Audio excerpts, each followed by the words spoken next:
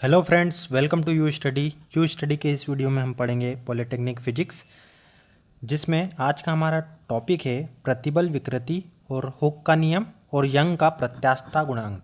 ठीक है, ये टॉपिक होने वाले आज के हमारे। ये लेक्चर नंबर 3 है हमारा।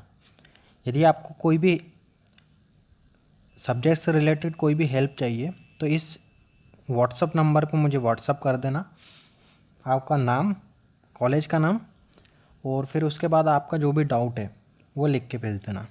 ठीक है, यदि इस चैनल पे आप नए हो तो सब्सक्राइब करें, वीडियो अच्छा लगने पर इसे लाइक ज़रूर करें। ठीक है, तो आज का हम ये लेक्चर स्टार्ट करते हैं। पहले और दूसरे लेक्चर में आपको विजिबिलिटी की यदि प्रॉब्लम हुई हो तो उसके लिए मैं माफ़ी चाहता हूँ।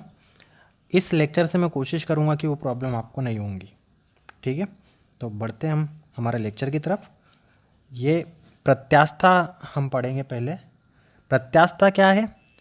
इलास्टिसिटी, मतलब हम किसी वस्तु पर यदि बल लगाते हैं, हम बाहरी रूप से जो बल लगाएंगे उसको हम यहाँ पर बाह्य बल बोलेंगे। ठीक है, तो बाह्य बल लगाने से क्या होता है कि वस्तु का जो रूप है वो बदल जाता है। यदि जैसे रबर है, रबर को हम खींचते हैं तो बल लगाने से उसका जो पहले आकार होता है उसमें परिवर्तन आकर वो कुछ नए आकार में परिवर्तित हो जाता है।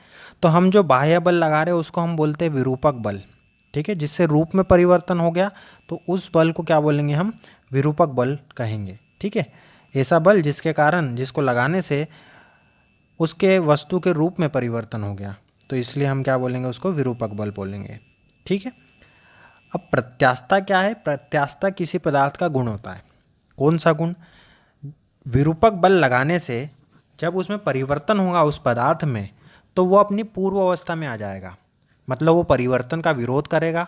यदि प्रत्यास्थ वस्तु है तो वो परिवर्तन का विरोध करेंगी और अपनी पूर्व अवस्था में वापस आ जाएगी।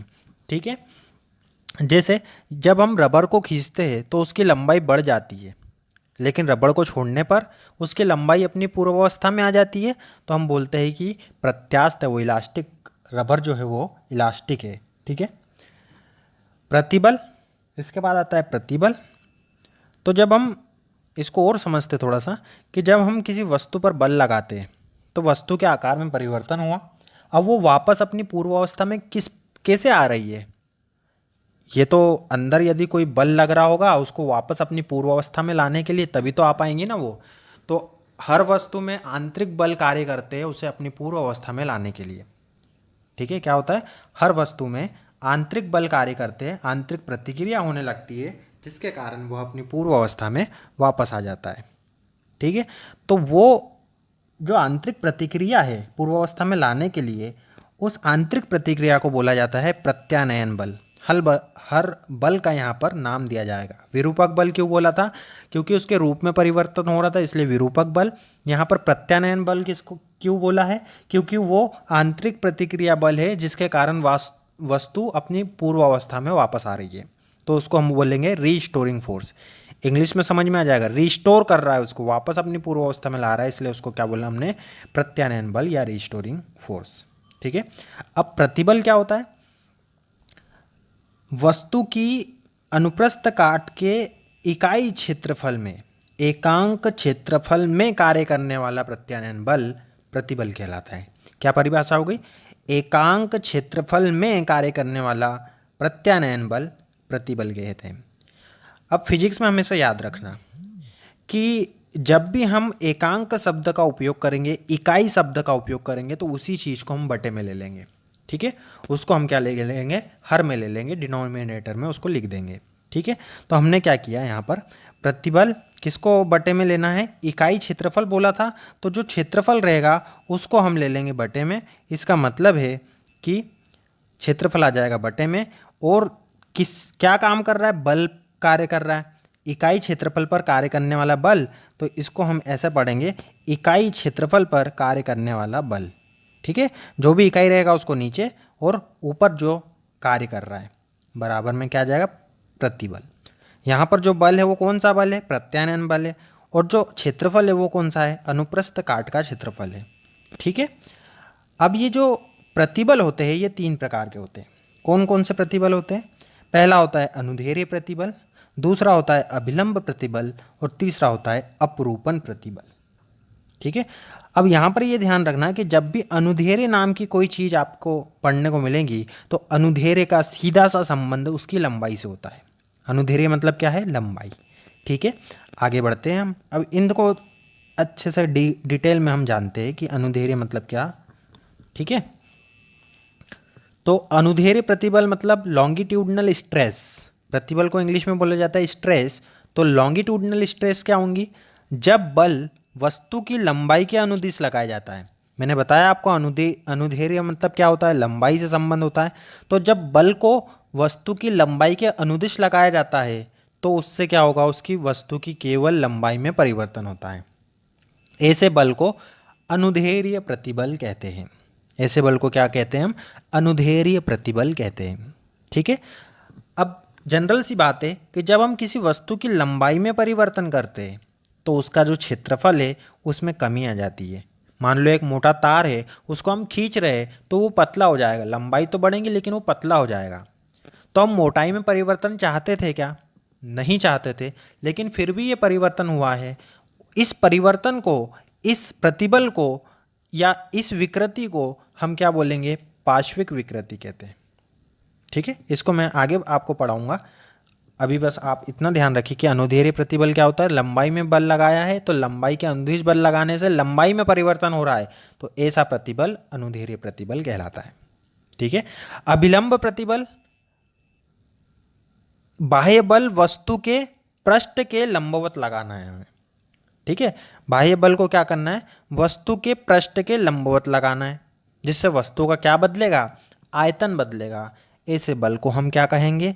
ऐसे बल को हम अभिलंब प्रतिबल कहेंगे। आयतन में परिवर्तन हो तो अभिलंब, लंबाई में परिवर्तन हो तो अनुधेर्य, और यदि पूरा रूप ही बदल जाए तो ऐसे प्रतिबल को हम कहेंगे अपरूपण प्रतिबल। ठीक है, इसको लगाने के लिए हम इस प्रकार से लगाएंगे कि हम, जैसे हमारा एक रूम है, ठीक है, तो हम फर्श को स्थिर रखेंगे लेकिन उसकी छत पर बल लगाते हैं। छत पर क्या लगाएंगे? बल लगाएंगे। देखो इस पे लिखा हुआ है कि जब बाह्य बल वस्तु के अनुप्रस्थ काट के स्पर्श रेखीय होता है। अनुप्रस्थ काट के स्पर्श रेखीय होना चाहिए। जिस पृष्ठ पर बल लगाया जाता है उसके विपरीत पृष्ठ को स्थिर रखा जाता है। जैसे इस पे हम बल लगा रहे हैं ऊपर वाले पे, तो हम नीचे वाले बल को क्या करेंगे? स्थिर करेंगे। इससे क्या होगा? इससे उस वस्तु की रूप में परिवर्तन आएगा। ठीक है, वस्तु के रूप में परिवर्तन आएगा, तो इसलिए इसको बोला गया है अपरूपण प्रतिबल। अब ये था हमारा प्रतिबल, स्ट्रेस थी। अब इसके बाद आता है विकृति। विकृति नाम से स्पष्ट है कि आकार में पूरा ही परिवर्तन हो जाए तो विकृति कहलाती है, स्ट्रेन कहलाती है। ठीक है, तो क्या होता है? जब किसी वस्तु पर विरूपक बल लगाया जाता है, जब किसी वस्तु पर विरूपक बल लगाया जाता है, विरूपक बल ये बार बार आएगा शब्द, तो एक बार हमने समझ लिया है तो उसे हमेशा याद रखना। विरूपक बल क्या? बाह्य बल जिसके कारण रूप में परिवर्तन हो वस्तु की। ठीक है, तो जब किसी वस्तु पर विरूपक बल लगाया जाता है तो उसकी विमा में परिवर्तन होता है। अब ये विमा क्या क्या चीज़ है? विमा, विमा मतलब होता है लंबाई। ठीक है, विमा मतलब क्या होता है? लंबाई, आयतन और उसके रूप में परिवर्तन होना। ठीक है, तो देखो विमा में परिवर्तन हो जाता है और वस्तु कैसी हो जाती है? विकृत हो जाती है। वस्तु कैसी हो जाती है? विकृत हो जाती है। तो विरूपक बल के कारण किसी वस्तु की इकाई विमा में होने वाला परिवर्तन विकृति कहलाता है। विरूपक बल के कारण किसी वस्तु की इकाई विमा में होने वाला परिवर्तन विकृति कहलाता है। अब ये भी 3 प्रकार की होती है। ठीक है, विकृति मतलब विमा में परिवर्तन बटे प्रारंभिक विमा। पहले क्या थी अभी क्या परिवर्तन आया, इन दोनों का अनुपात करेंगे। ठीक है, परिवर्तन बटे प्रारंभिक, ये हमारी क्या हो जाएंगी? विकृति हो जाएगी। आगे बढ़ते हैं। अब विकृति के प्रकार पढ़ना है हमें। 3 प्रकार की हमारी विकृति होती है, तो तीनों को हम पढ़ते हैं अच्छे से। ठीक है, पहला होता है अनुधेर्य विकृति, लॉन्गिट्यूडनल स्ट्रेन। ठीक है, लॉन्गिट्यूडनल स्ट्रेन क्या होती है? वस्तु की इकाई लंबाई में होने वाला परिवर्तन। वस्तु की इकाई लंबाई में होने वाला परिवर्तन को क्या कहेंगे हम? अनुधेर्य विकृति कहते हैं। आयतन विकृति क्या होंगी? वस्तु के इकाई आयतन में होने वाला परिवर्तन आयतन विकृति कहलाती है। डेल वी बटे वी, इसको लिखेंगे हम स्मॉल एल बटे एल। मतलब प्रारंभिक लंबाई कैपिटल एल मानी है और स्मॉल एल क्या है? हमारी लंबाई में परिवर्तन हुआ है, तो हम अनुधेर्य विकृति को बोलेंगे स्मॉल एल बटे कैपिटल एल। आयतन प्रारंभिक था वी परिवर्तन हुआ आयतन में डेल वी, तो हम बोलेंगे कि आयतन विकृति क्या है, डेल वी बटे वी। ठीक है, इसके बाद आता है अपरूपण विकृति। तो अपरूपण विकृति को यहाँ पर ये डायग्राम की हेल्प से हम समझते हैं। देखो ये हमारा एक रूम मान लो कि ये रूम है, ठीक है, ये नीचे हमारा फर्श, ऊपर ये छत।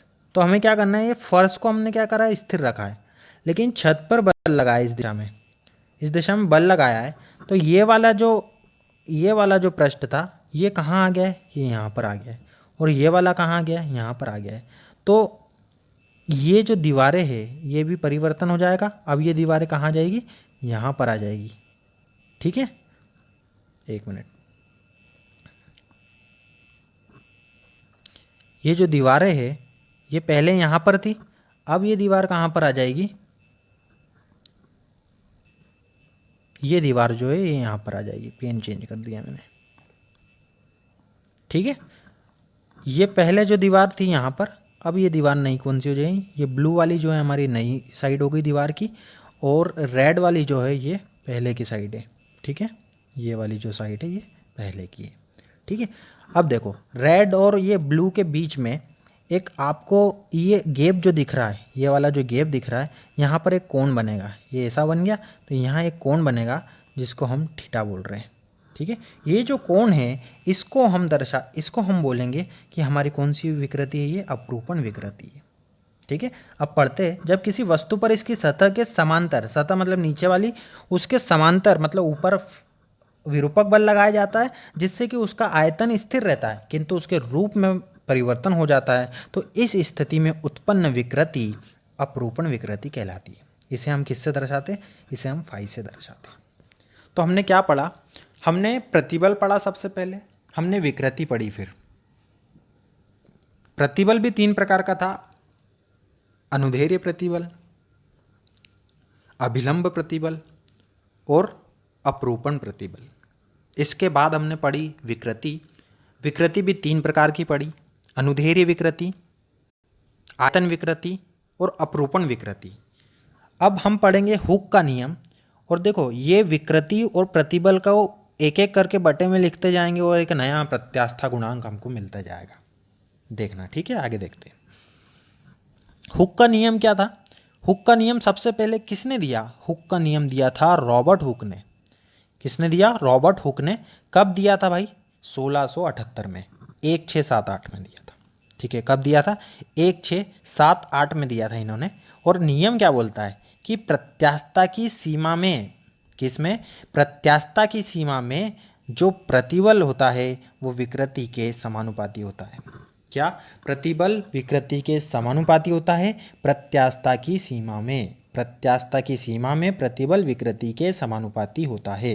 ठीक है, मतलब प्रतिबल समानुपाती विकृति, समानुपाती का चिन्ह हटाएंगे, एक नियतांक लगाएंगे और यहाँ नियतांक को लिखेंगे हम ई से, तो ई बराबर हो जाएगा प्रतिबल बटे विकृति।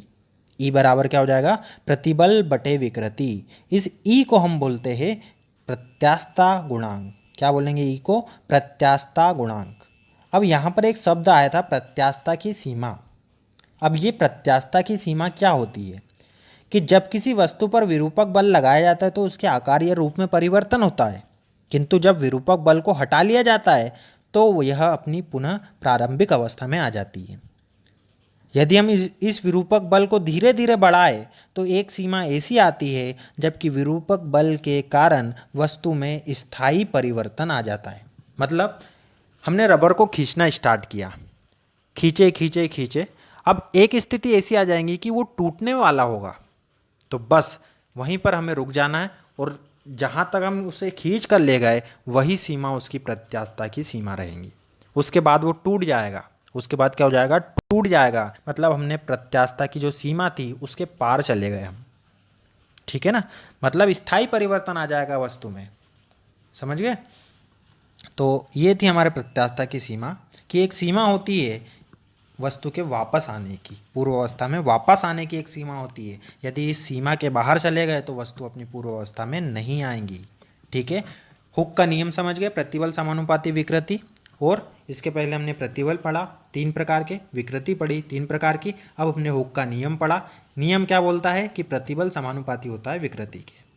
ठीक है, अब इसमें यदि हम पहली विकृति की बात करें या पहले प्रतिबल की बात करें, तो पहला प्रतिबल हमने क्या पढ़ा था, अनुदैर्ध्य प्रतिबल, और पहली विकृति क्या पढ़ी थी, अनुदैर्ध्य विकृति। यदि इन दोनों को बटे में ले आए हम, क्योंकि प्रतिबल बटे विकृति क्या होता है, प्रत्यास्थता गुणांक होता है।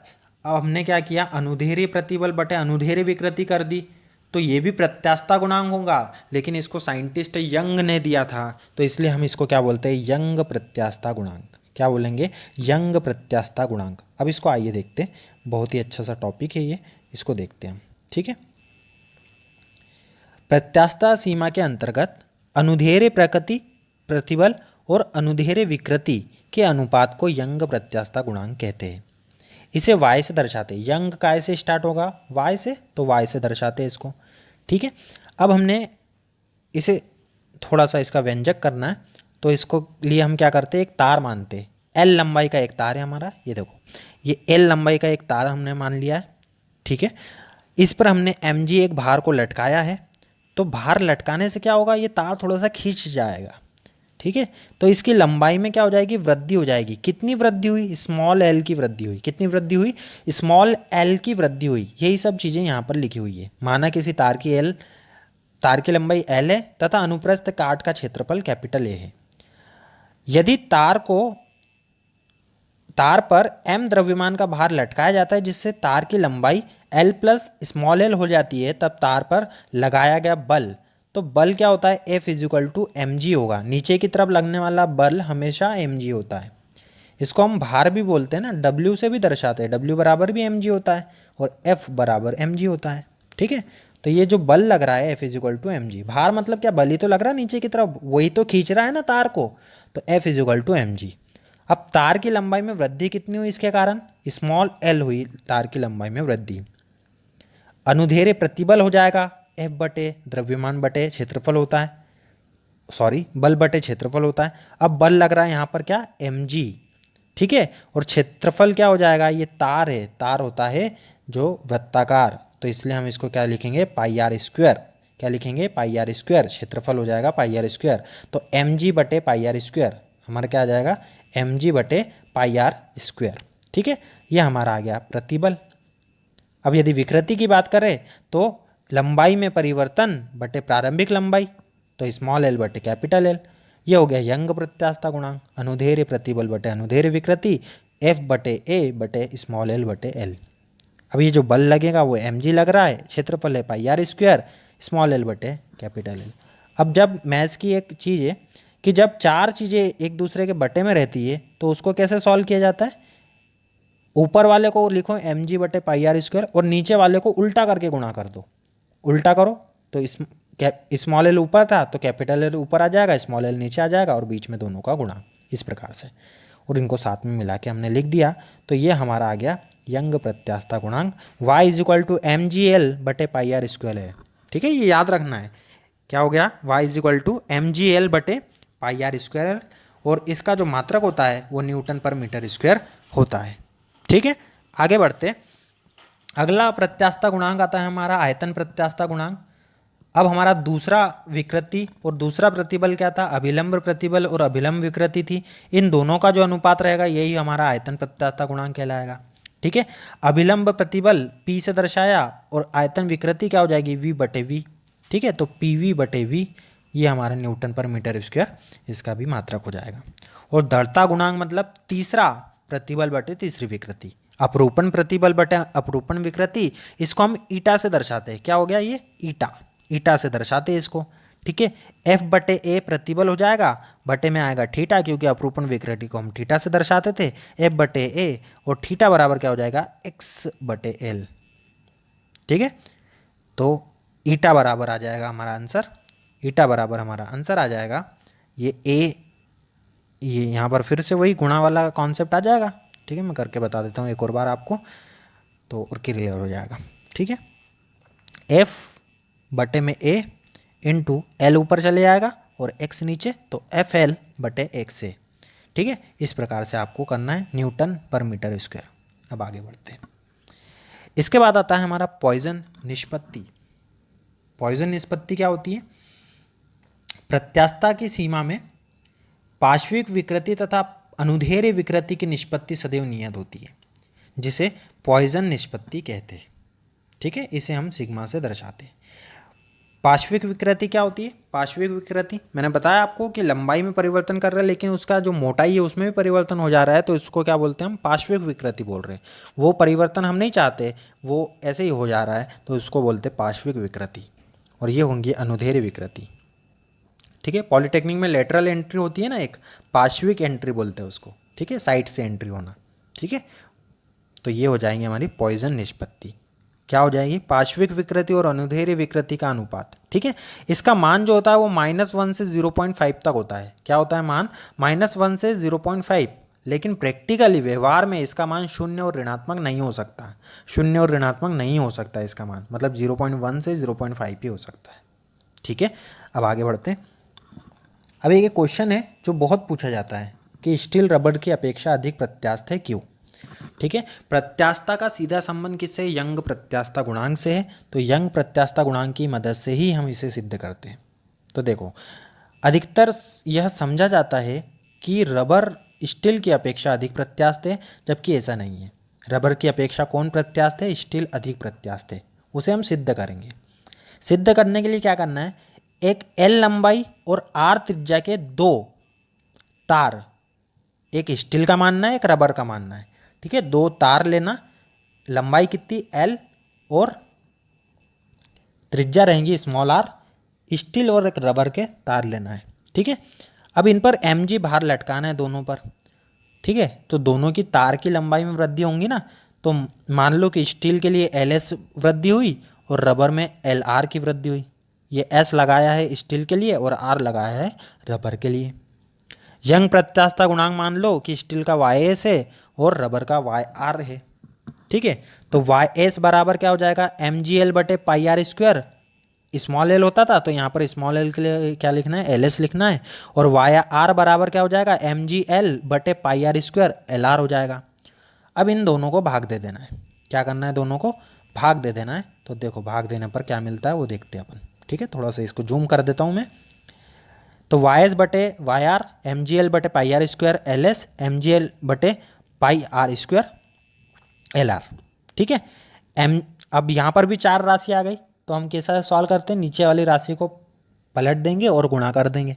तो MgL बटे पाई आर स्क्वायर LS गुणा में आ जाएगा पाई आर स्क्वायर LR बटे में MgL। तो MgL से MgL कैंसिल हो जाएगा, पाई आर स्क्वायर से पाई आर स्क्वायर कैंसिल हो जाएगा। ऊपर केवल क्या बचा? LR, और नीचे क्या बचा? LS। ऊपर बचा है हमारा LR और नीचे बचा LS। अब जाहिर तौर पर हम प्रैक्टिकली हम देखते हैं कि स्टील और रबड़ को यदि हम खींचते हैं तो रबड़ में ज़्यादा लंबाई में वृद्धि होती है स्टील की तुलना में।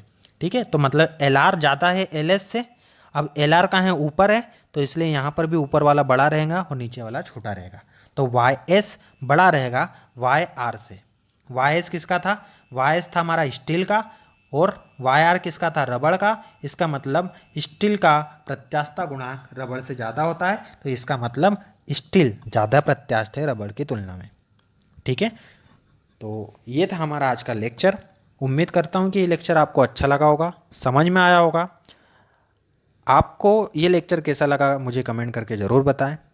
ठीक है, यदि ये आपके लिए वीडियो हेल्पफुल रहता है तो इसको ज़्यादा से ज़्यादा अपने फ्रेंड के साथ शेयर करें। मिलते हैं हम अगले लेक्चर में नए टॉपिक के साथ। अगला लेक्चर बहुत ही इंपॉर्टेंट होने वाला है, उसमें डेरिवेशन भी है और सब चीज़ें हैं उसमें। हम सेकंड और उसके बाद थर्ड पार्ट भी हम करेंगे। ये यूनिट 2 चल रही है हमारी। ठीक है, 3 पार्ट बनेंगे यूनिट 2 के। तो सेकंड पार्ट में हम डेरिवेशन करेंगे और थर्ड पार्ट में न्यूमेरिकल करने वाले।